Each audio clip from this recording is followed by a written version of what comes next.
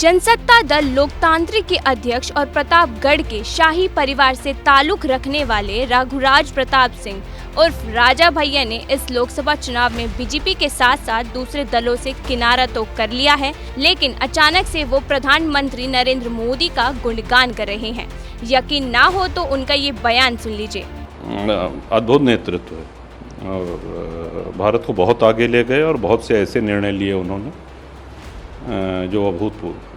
सुना आपने, राजा भैया बोल रहे हैं कि प्रधानमंत्री नरेंद्र मोदी का नेतृत्व अद्भुत है। उन्होंने अच्छे से ऐतिहासिक फैसले लिए हैं और भारत को आगे ले गए हैं। अब आप भी सोच में पड़ गए ना कि राजा भैया आखिर क्या जताना चाह रहे हैं।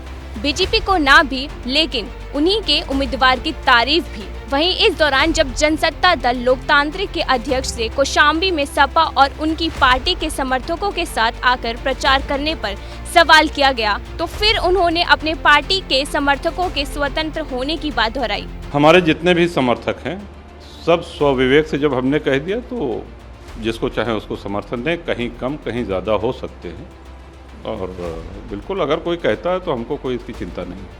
इतना ही नहीं, राजा भैया ने ये भी कहा कि उनके लिए समर्थकों की खुशी सबसे ऊपर है।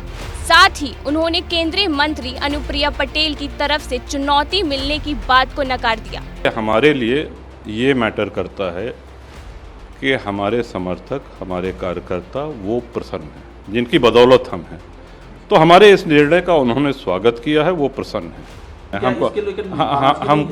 हमको किसी ने चुनौती दी है ऐसी कोई जानकारी हमको नहीं।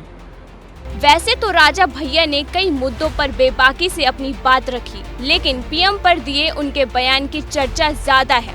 वो इसलिए क्योंकि कुछ दिन पहले राजा भैया ने किसी भी दल को समर्थन देने से इनकार कर दिया था। ऐसे में सोचने वाली बात ये है कि जब राजा भैया बीजेपी का साथ नहीं दे रहे हैं, तो पीएम मोदी की तारीफ करके वो अपने समर्थकों को क्या संदेश देना चाहते हैं।